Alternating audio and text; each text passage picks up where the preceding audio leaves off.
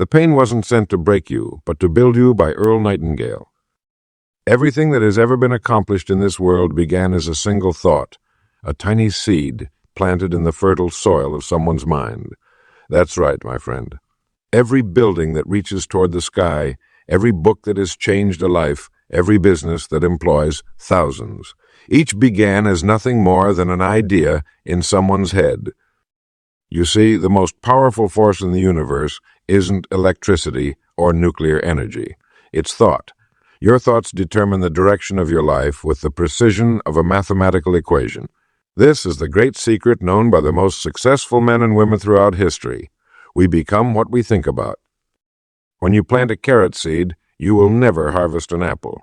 Nature simply doesn't work that way. And similarly, when you plant thoughts of lack, limitation, and failure in your mind, you cannot possibly harvest abundance, achievement, and success.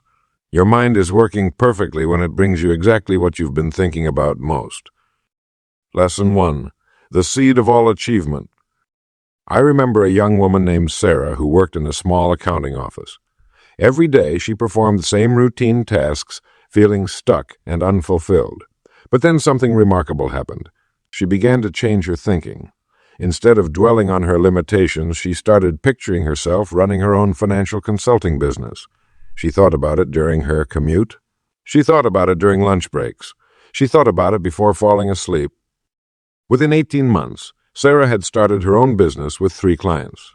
Today, 5 years later, she employs 15 people and serves over 200 clients. What changed? Not her circumstances, at least not at first. What changed was the seed she planted in her mind.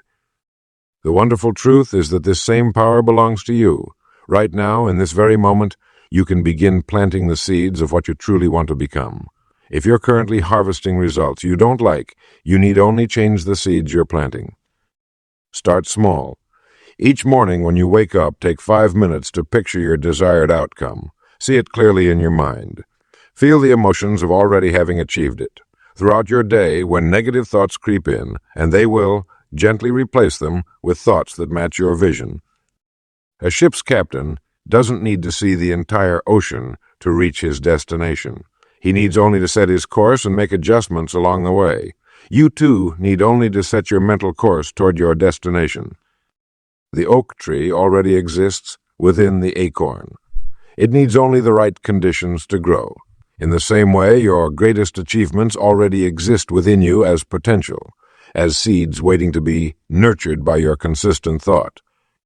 What seed will you plant today? What thought will you nurture and tend to? Plant it, well, water it with expectation and protect it from the weeds of doubt. For in doing so, you're not just changing a thought, you're changing your life. The seed of all achievement is being planted in your mind right now. Tend it well. Lesson 2. Embracing the struggle. Have you ever watched a butterfly emerge from its cocoon? It's a magnificent struggle to witness. The butterfly must fight against its protective shell, pushing and straining until finally breaking free. This battle isn't a mistake of nature. It's by design. That struggle forces fluid into the butterfly's wings, giving them the strength to fly. Without resistance, the butterfly's wings would never develop properly. My friends, your struggles serve the same purpose. The difficulties you face aren't sent to break you, but to build you. They're nature's way of developing your spiritual and emotional muscles.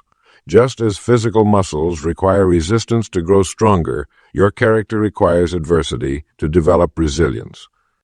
Consider the humble diamond. What is a diamond before it becomes the precious gem we admire? Simply carbon, one of the most common elements on Earth. What transforms ordinary carbon into extraordinary diamonds? Tremendous heat and pressure applied over time. Without these intense forces, diamonds would never form. Your challenges provide the same transformative pressure. History offers us countless examples of this principle in action. Abraham Lincoln faced repeated failure and devastating personal loss before becoming one of America's greatest presidents. Helen Keller transformed her blindness and deafness into a platform for inspiring millions.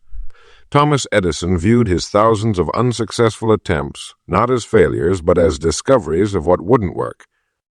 The key difference between those who crumble under pressure and those who triumph is perspective. What you call your challenges determines how you respond to them. Are they punishments or opportunities, roadblocks or redirections? The label you choose will determine whether you become bitter or better. There's an important distinction between destructive and constructive pain. Destructive pain serves no purpose and leads to hopelessness. Constructive pain, the kind that builds you, always contains seeds of growth. It arrives with hidden lessons and opportunities. When troubles come, and they will, train yourself to ask better questions. Instead of "Why is this happening to me?" ask "What can I learn from this?" rather than "How can I escape this?" Ask "How can I grow through this?" Your questions determine your focus, and your focus determines your results. Try this simple exercise. When facing a difficulty, write down 3 potential benefits that might emerge from it. Perhaps patience, compassion, or determination will grow. Maybe new paths will open that wouldn't have otherwise appeared. This practice trains your mind to mine for gold in rocky soil. Remember the oak tree. The mighty oak develops its deep, strong roots precisely because it faces the resistance of wind and storms. Without these challenges, it would grow shallow roots and topple easily. So it is with you, my friend. The struggles you face today are developing the strength you'll need tomorrow. Don't resent the resistance. Embrace it. The pressure isn't sent to crush you, but to transform you into something more valuable than you were before. Your greatest achievements will be born from your greatest challenges. This isn't mere positive thinking. It's a law of nature as certain as gravity. Embrace the struggle, for it's building something beautiful in you. Lesson 3. The Law of the Harvest. This great universe of ours operates on natural laws that are precise, unwavering, and absolutely dependable. One of the most powerful of these is what I call the law of the harvest. What you reap, you must first sow. Look at the farmer who understands this principle perfectly. He doesn't plant corn today and expect to harvest tomorrow.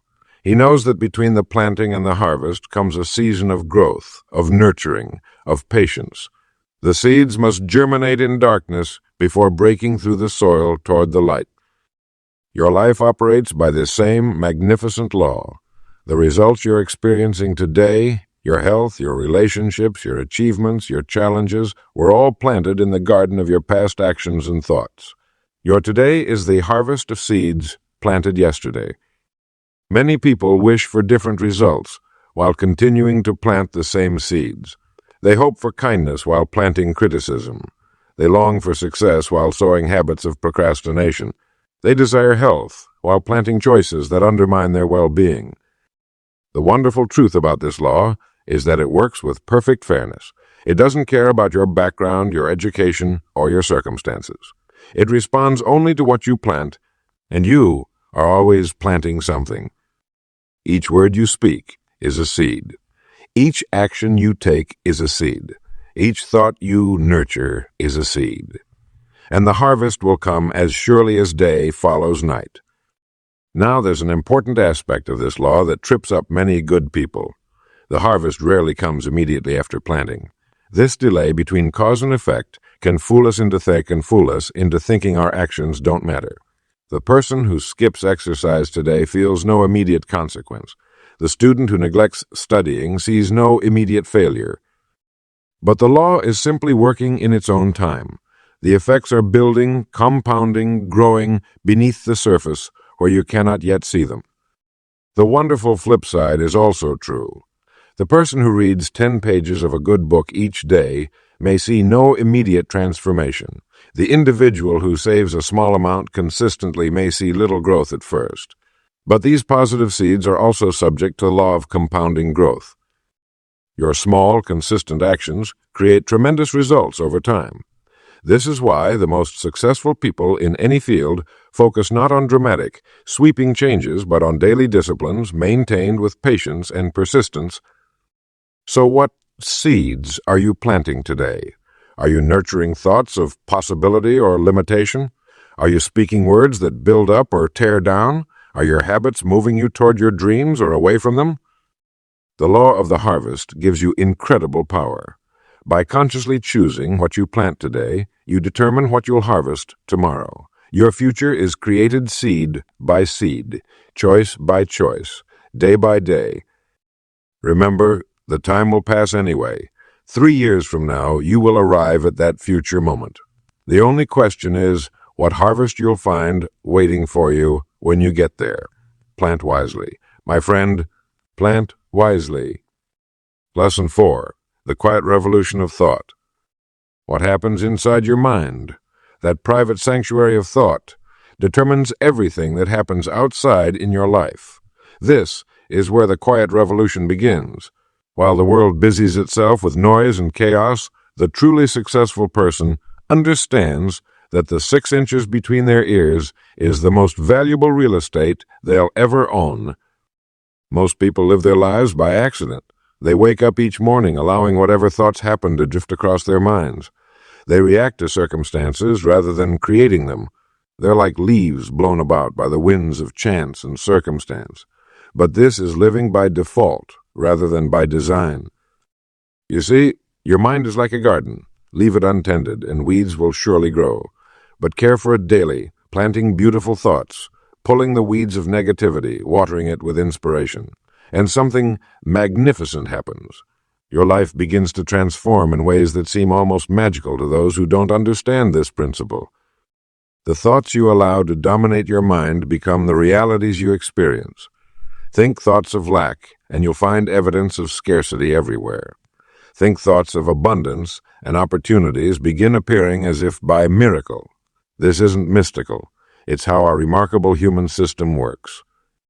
Your conscious mind is the guardian at the gate. It must choose carefully what it allows to pass into the subconscious. For once planted there, these thoughts, whether positive or negative, will grow. Your subconscious doesn't judge what you feed it. It simply accepts and acts upon whatever you impress upon it most consistently. This is why you must become vigilant about what you allow into your mind. The television programs you watch, the people you spend time with, the books you read, these aren't neutral factors. They're programming your most precious computer. Begin today with this simple practice. Catch yourself when negative thoughts arise.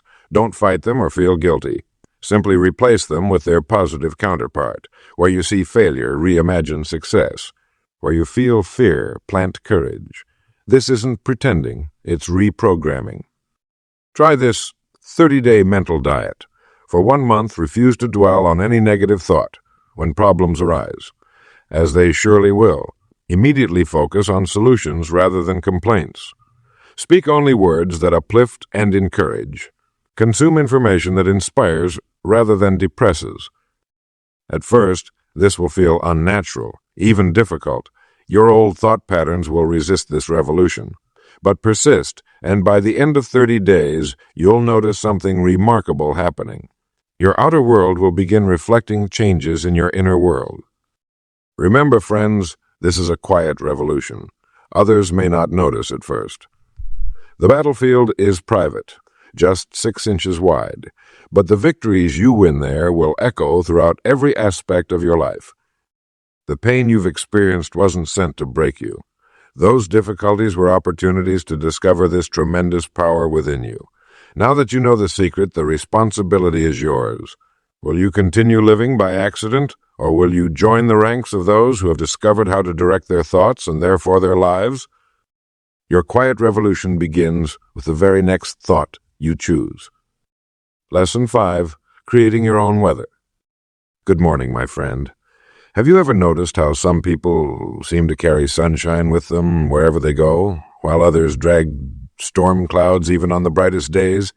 This remarkable difference has little to do with what happens to these people, and everything to do with how they respond to life's events.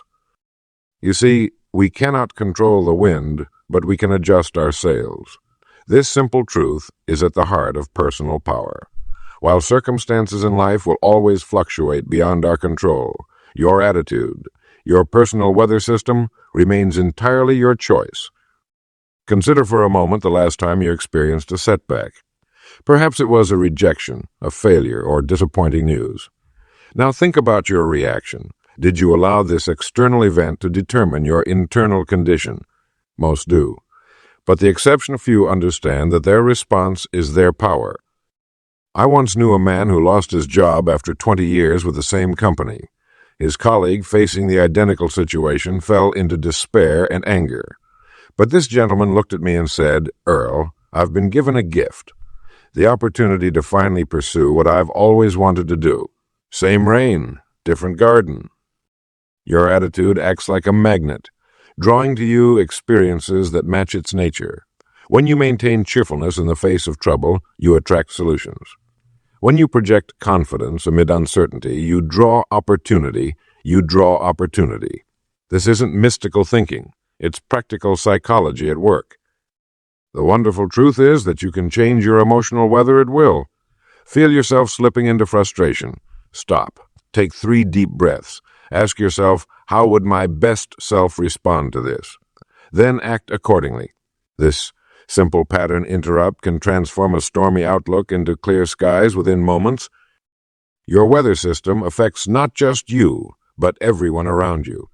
Have you noticed how quickly a complainer can darken a room? But equally powerful is the person who brings warmth and possibility. Which influence would you rather be? Weather proofing your mind requires daily attention. Begin each morning by deciding what kind of day you'll have. When challenges arise, pause and remember that while you can't control the event, you absolutely control its meaning and your response. Build resilience by training yourself to find the advantage in every difficulty. This isn't blind optimism, but practical wisdom. The rain that floods one farmer's fields irrigates another's. The difference lies not in the rain, but in the preparation. Mood follows action. If you wait until you feel positive to act positively, you may wait forever. Instead, smile first and the feeling follows. Speak encouragingly despite your doubt. Stand tall when you feel small. Your physiology leads and your psychology follows. The remarkable power to create your own weather means never being a victim of circumstance. The very pain that threatens to break you becomes, through your chosen perspective, the force that builds you into something stronger and more beautiful than before. So today, what weather will you create? The forecast is entirely up to you. Lesson 6. The courage to begin. There's a moment that stands between your dreams and their realization, a decisive moment when thought transforms into action. This moment requires something that many people lack in today's world: courage, the courage to begin. Many a brilliant idea has remained just that, an idea, because someone lacked the courage to take that first step. The journey of 1,000 miles begins with a single step, as the ancient wisdom tells us. Yet how many thousands of journeys never begin because that first step seems too daunting? When you stand at the starting line of any worthwhile endeavor, you'll feel resistance. This is natural. The human mind craves certainty, and beginnings are filled with uncertainty. Will I succeed? Do I have what it takes? What if I fail? These questions haunt us all. But consider this. The greatest achievements in human history started with someone who was willing to begin despite uncertainty. Thomas Edison didn't know for certain he could create the light bulb. He simply began, failing over 1,000 times before success illuminated his path. What if he had never started? Many people are paralyzed by perfectionism. They believe they must have everything figured out before they take their first step. They wait for perfect conditions, perfect knowledge, perfect confidence, but perfection is the enemy of progress. The perfect moment will never arrive. The conditions will never be ideal. The only perfect time to begin is now. Fear of failure keeps countless dreams tucked safely away in the drawer of someday. But failure isn't your enemy. It's your teacher. Every successful person you admire has failed repeatedly. The difference is they had the courage to begin again after each setback. I've observed that small steps create unstoppable momentum. You don't need to take a giant leap. Just take one small step today, then another tomorrow. Each step builds confidence. Each action creates energy. Before long, you're moving with a force that carries you forward. Consider Grandma Moses, who began painting at 78 years old, Ray Kroc, who started McDonald's at 52, Laura Ingalls Wilder, who published her first book at 65. They remind us it's never too late to begin. There's magic in declaring your intentions. When you speak your goal aloud or write it down, something shifts in the universe. You've made a commitment. You've begun. The resources you need start appearing.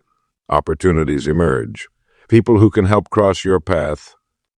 The courage to begin separates dreamers from achievers. It's the dividing line between potential and accomplishment. Your life changes the moment you move from knowing to doing. What worthy goal has been waiting for your courage? What dream deserves your first step? The pain of regret is far greater than the pain of beginning. 20 years from now, you won't regret the things you tried that didn't work out. You'll regret the things you never had the courage to begin. Today is your day to start, not tomorrow. Not when conditions are perfect, today. Take that first small step. The universe rewards action.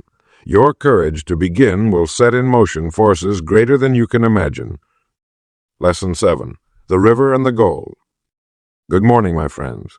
This is Earl Nightingale, and today we're going to talk about something of tremendous importance in your journey toward a better life. Just as a mighty river always flows with purpose toward the ocean, your life too must have direction. Your life too must have direction. Most people are like driftwood in that river, carried along by the current, bumping into whatever obstacles appear with no clear destination in mind. They're busy, certainly moving, working, rushing about. But activity without direction is just motion, not progress. Let me ask you a question. Do you know precisely where you're headed? Have you taken the time to decide what you truly want? You see, there's a world of difference between activity and achievement. The first fills your days. The second fills your life. A goal gives your river direction. Without it, you may find yourself in stagnant waters or flowing down paths that lead nowhere meaningful. Your goal is your ocean, the destination that pulls you forward. Now, don't misunderstand me. I'm not suggesting that a goal must be some grand world-changing ambition. Your goal might be to be a better parent, to master a craft, to build a business, or simply to develop peace within yourself. What matters isn't the size of your goal, but its personal significance to you.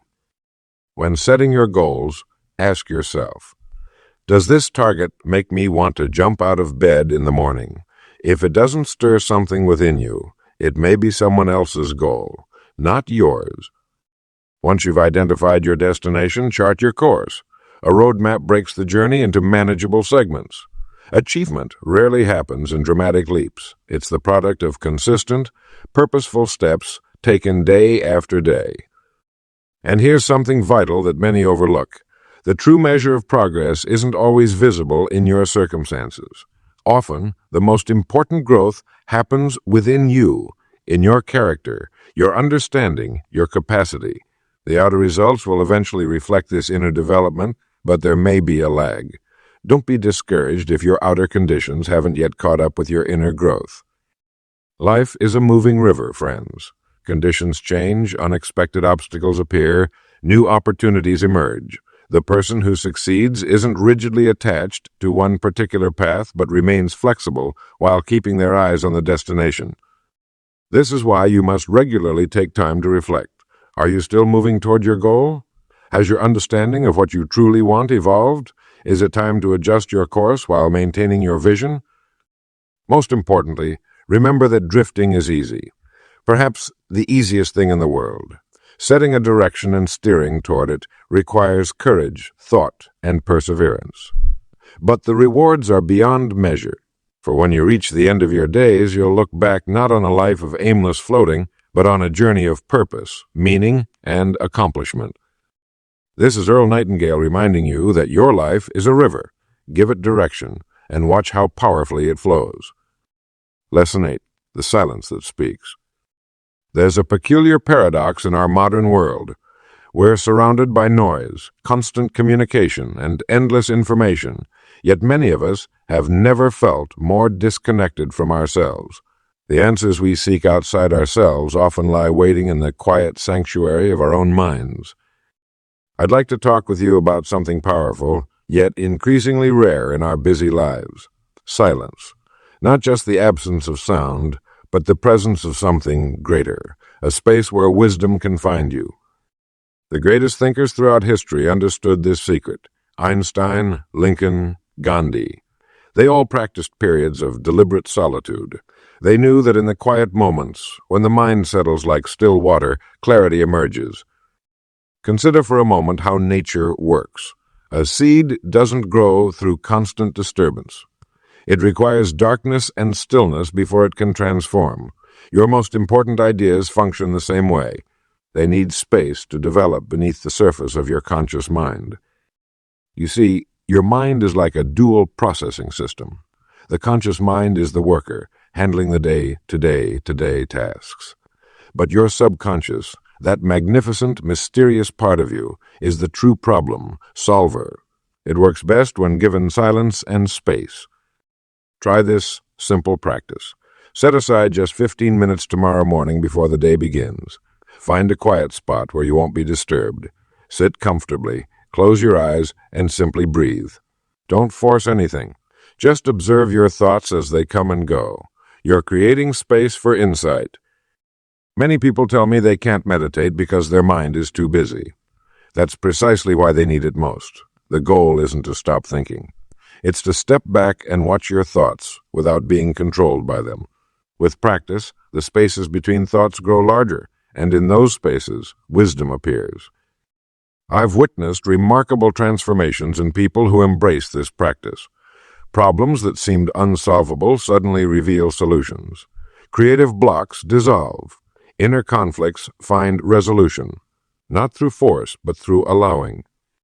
Your intuition, that quiet inner voice, speaks most clearly in silence. But in our noisy world, we've forgotten how to listen. When we constantly fill every moment with noise, we drown out the very guidance we need most. Think of the questions troubling you right now. The answers may not come from more information, more advice, or more effort. They might simply be waiting for you to become quiet enough to hear them. Remember, pain and challenges come not to defeat you, but to build you. Sometimes the building happens in moments of reflection, when you can see the purpose behind the pain. Meaning emerges in the quiet. Start small. 5 minutes of silence. Then 10. Then 15. Make it a non-negotiable part of your day. Consider it as essential as eating or sleeping, because for your inner life, it is. In the silence, you'll gradually reconnect with parts of yourself you've forgotten. Answers will emerge not as dramatic revelations, but as quiet certainties. The path forward will become clearer, not because it changed, but because you can finally see it without distraction. The silence speaks. Are you listening? Lesson 9. The company you keep. Good morning. This is Earl Nightingale, and today we're exploring one of the most powerful forces shaping your life: the company you keep. Have you ever noticed how a single negative person can drain the energy from an entire room? Or how being around someone enthusiastic lifts your spirits? This is no accident. The people surrounding you have a profound impact on who you become. Consider for a moment that you are the average of the 5 people you spend the most time with. Their habits, their thinking patterns, their level of ambition, all of these elements are constantly influencing you, often without your awareness. Like water gradually shaping a stone, these influences mold your character day by day. I once met a young man who couldn't understand why he couldn't break free from his negative outlook.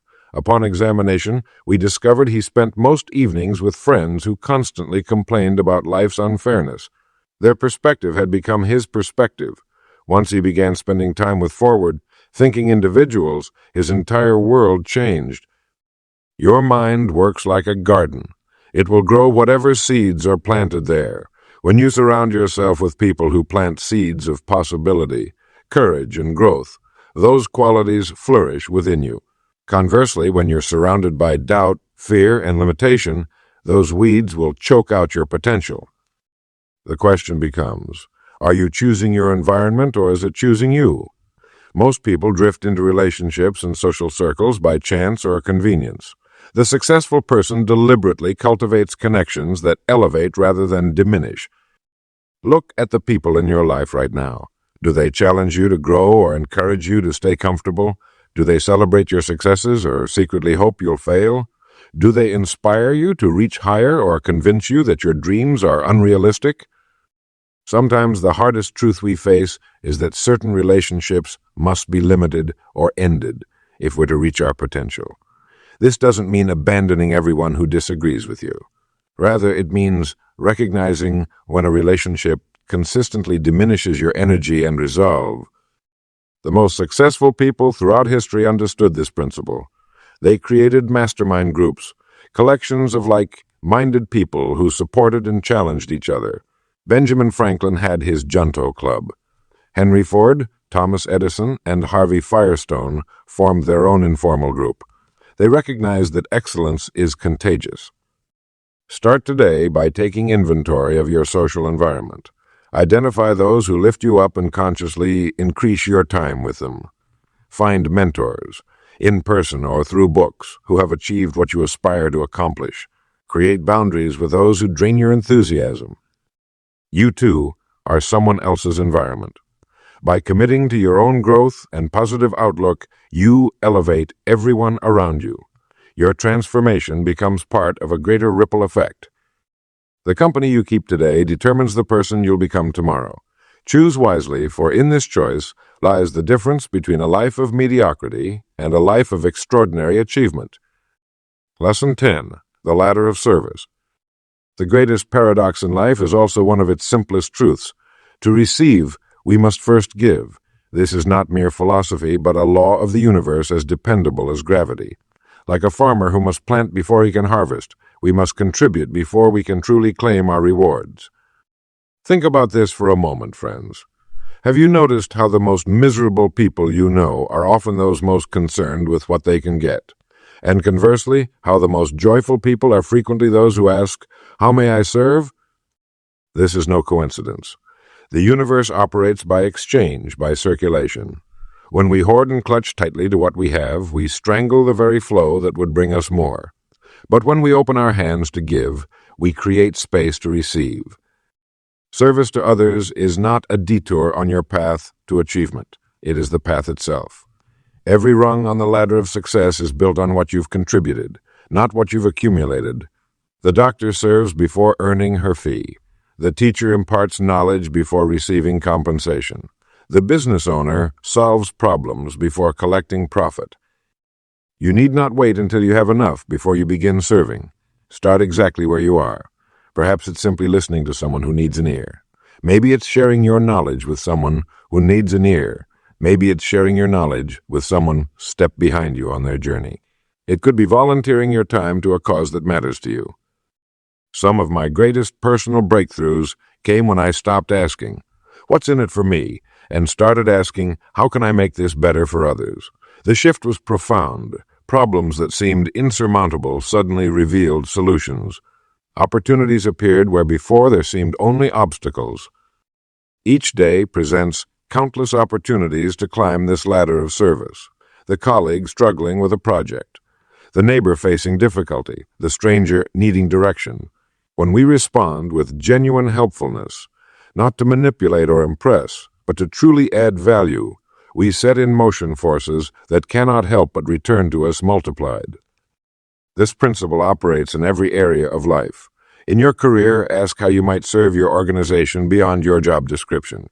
In your relationships, consider how you might contribute to others' happiness without expectation. In your community, look for needs you're uniquely positioned to address. The beauty of this approach is that it immediately shifts your focus from what you lack to what you can give. And in that shift, scarcity thinking dissolves. You realize that no matter your circumstances, you have something valuable to offer. Remember, friends, we climb highest by lifting others. The hands we extend to help pull us upward as well. This is not sentimentality, but practical wisdom proven throughout human history. Begin today. Ask yourself, who can I serve? How can I add value? then take action, however small. You'll discover that the ladder of service leads not just to achievement, but to something far more precious, a life of meaning, connection, and lasting fulfillment. Lesson 11. The Crucible of Change. Think of the caterpillar for a moment. This humble creature wasn't designed to remain in its original form forever. Nature intended something far greater, a complete transformation. But that metamorphosis doesn't happen in comfort. It occurs within the dark confines of a cocoon through a process that would appear painful and chaotic if we could witness it. My friends, your life follows this same natural pattern. The most significant growth doesn't happen when everything is easy. It happens in what I call the crucible of change, those challenging moments that seem designed to test your very limits. A crucible is a container where metals are subjected to extreme heat until they melt, allowing impurities to be separated from the pure substance. What a perfect metaphor for the transformative periods in our lives. These times of intense heat, whether in the form of loss, failure, or upheaval, are not random punishments. They are precisely calibrated opportunities for your evolution. When you face a crisis, you stand at a crossroads of possibility. Most people instinctively resist change, clinging desperately to the familiar, even when it no longer serves them. But those who understand the laws of growth recognize these moments for what they truly are, invitations to become more than you were before. Consider the transformation from coal to diamond. Both contain carbon, but one endured pressure that forever altered its structure. Your challenges exert similar pressure. Rearranging your priorities, values, and capabilities into something far more valuable than before. The transformation process follows predictable stages. First comes discomfort, that nagging sense that something must change. Then disruption shakes your foundations. This leads to disorientation as old certainties fall away. Finally, if you remain open to the process, comes discovery. New insights, strengths, and directions emerge. How you respond during these crucible moments determines everything. Some people become bitter, others become better. The difference lies in whether you see yourself as a victim of circumstances or a student of life. Sometimes wisdom means persisting through difficulty. Other times it requires the courage to change direction entirely. The quiet voice within, you knows which path serves your highest good if you listen. Ask yourself, what is this situation trying to teach me? Who must I become to move beyond this challenge? Nature never rushes transformation. The butterfly emerges precisely when it's ready, not a moment sooner or later. Your personal metamorphosis follows its own perfect timing. Trust the process even when progress seems invisible. The pain you feel today is simply the breaking of your shell of limitation.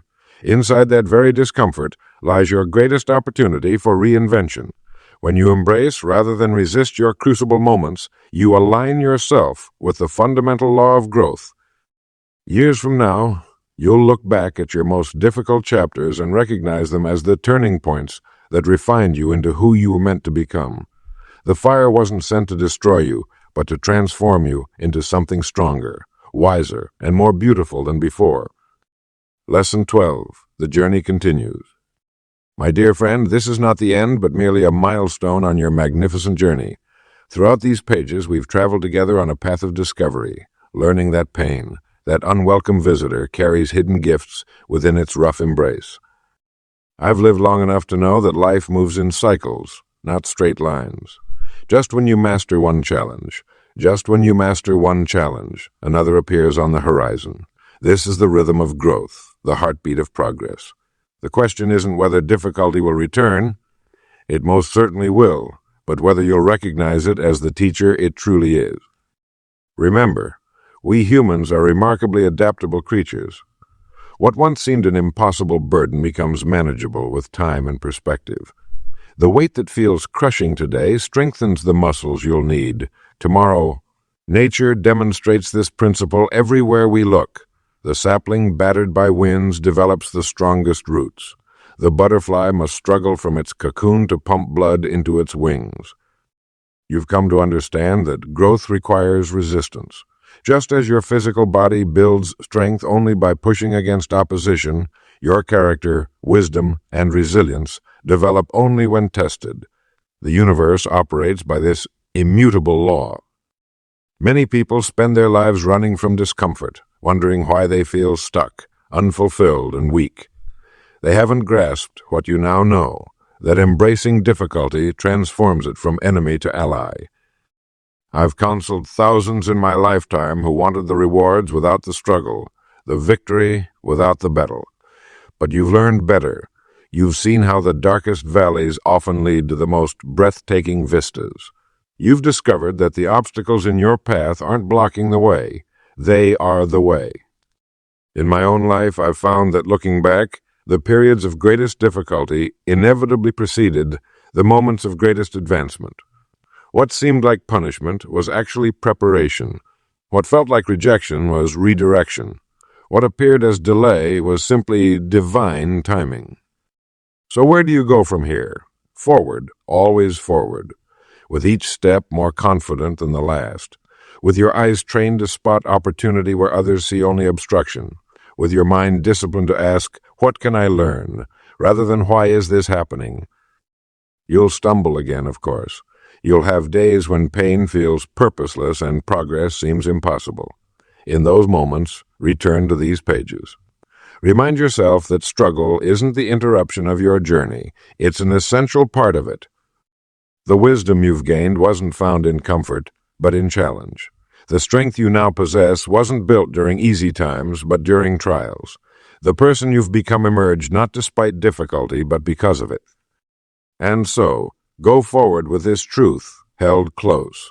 Pain wasn't sent to break you, but to build you, not to diminish your life, but to deepen it. Not to defeat you, but to develop you into the person you are always meant to become. The journey continues, and you are ready.